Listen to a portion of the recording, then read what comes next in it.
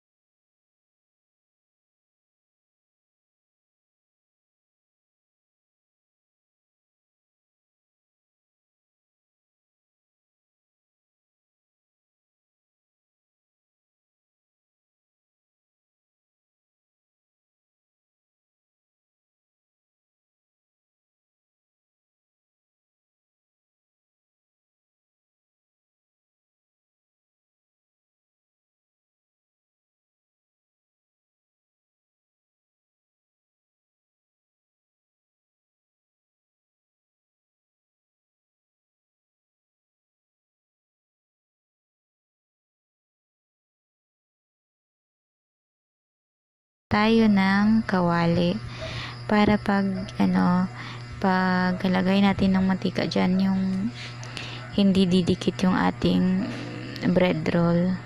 Dapat painitin natin siya ng ilang seconds lang naman.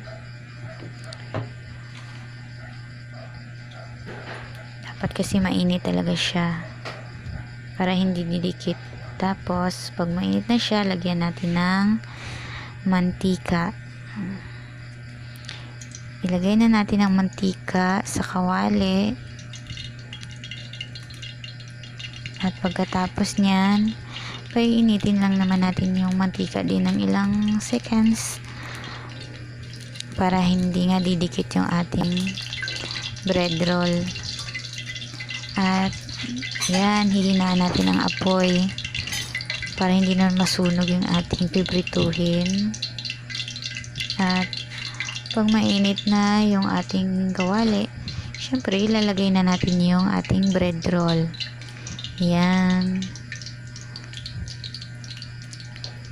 Pag madami kayong lulutuin, syempre dapat marami rin ang mantika nyo na ilagay para maluto talaga yung natin, hotdog sa loob.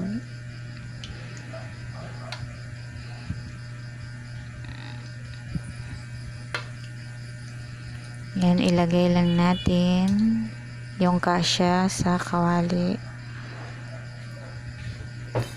At maya hintayin lang natin na medyo mag-brown siya. Kasi pag medyo mag-brown na siya, ay syempre babalik ta rin na naman natin para maluto talaga siya. Yan, medyo brown na siya, kaya babalik ta rin na natin.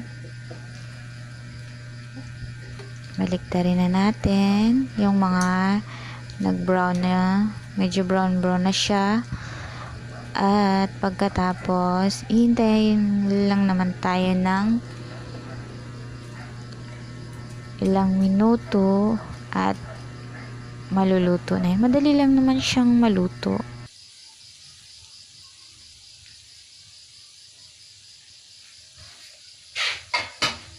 At ngayon, luto na ang ating bread roll. Ang sarap. Oh, kita nyo? Titikman natin.